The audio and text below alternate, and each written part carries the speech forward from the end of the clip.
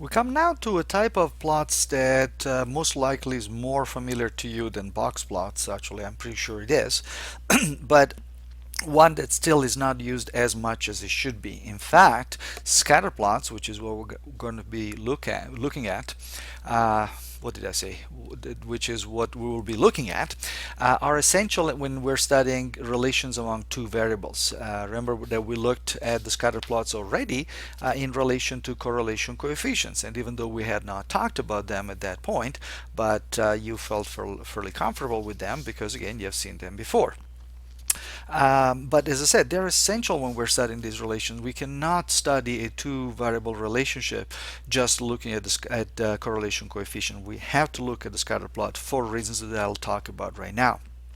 If we do not look at them, if we omit them in our study, we can be led to some major errors, and many people have even in the literature.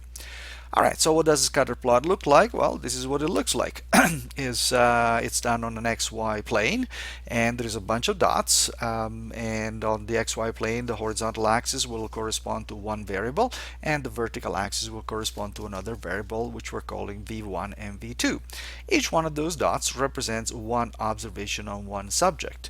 And for instance, how are we putting those things on the graph? Of course, let's say that the red dot is the observation that we're looking at right now.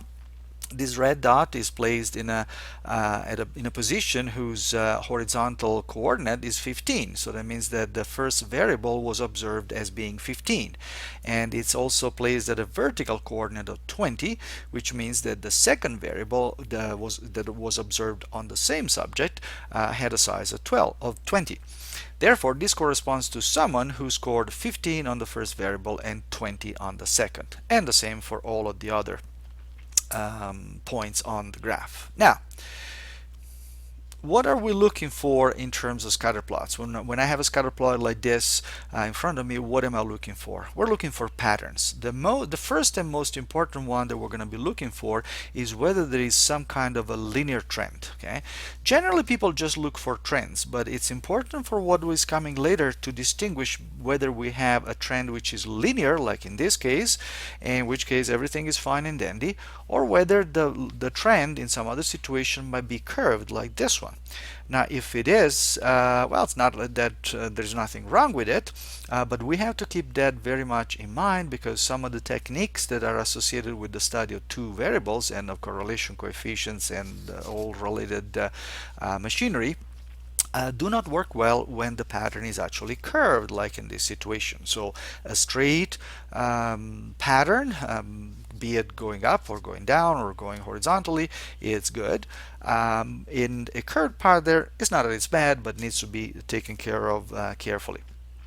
Now, the other thing that we want to look at is whether the data seem to be all scattered within a strip, so within what looks like a highway, as opposed, and that is good. Again, that's something that we're looking for the kind of applications we have in mind later, or whether they have a pattern that looks like this. If the data are such that on the lower and upper end there's a lot of scatter, but in the middle the data are all concentrated, or if you have this other kind of pattern where the data are scattered very much in the middle but very little at the two ends, that's going to create a problem later on, and so that is something that we need to take into account.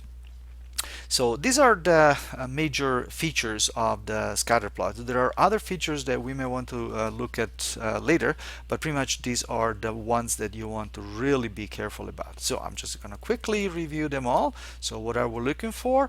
First of all, is there a linear pattern? Are the data scattered around some kind of ideal line?